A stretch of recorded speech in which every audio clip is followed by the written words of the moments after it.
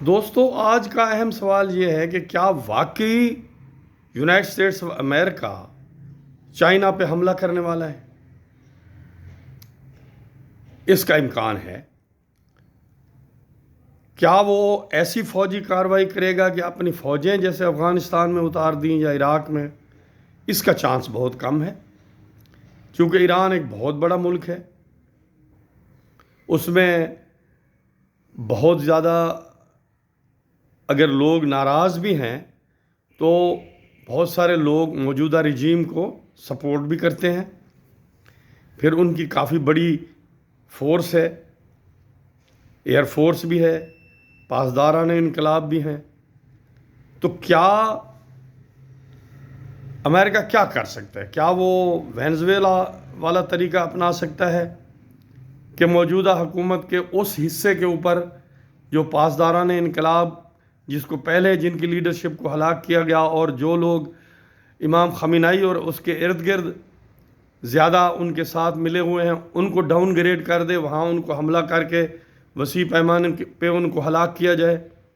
اور دوسرے گروپ کو یا ان کی پارلیمنٹ کو اور پریزیڈنٹ کو امپاور کیا جائے اور انہیں اس بات پہ مجبور کیا جائے کہ وہ امریکہ کے ساتھ ڈائلاگ کریں، اسرائیل کے ساتھ ڈائلاگ کریں اور موجودہ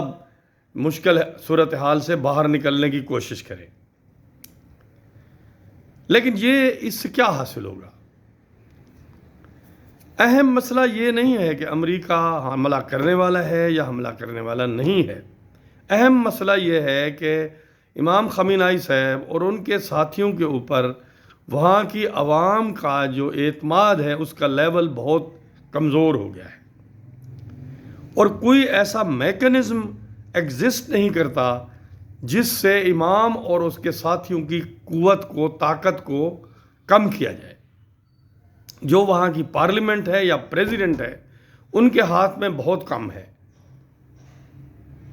وہ کوئی ایسی شیپ نہیں پیدا کر سکتے حکومت میں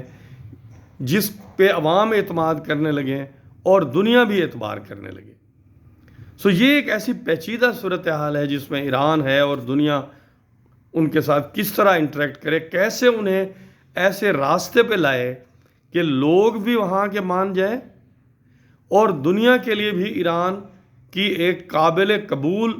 شکل و صورت یا ان کی ایک سٹرکچر بن جائے۔ اس سلسلے میں زیادہ اچھا ہوگا کہ یونائٹڈ اسٹیٹس امریکہ، رشیا اور چائنا ڈائلاگ کریں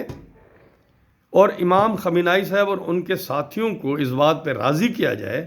کہ وہ کوئی ایسا راستہ اختیار کریں تاکہ ورلڈ کمیونٹی کے ساتھ ان کے تعلقات بہتر ہوں اور عوام کی جو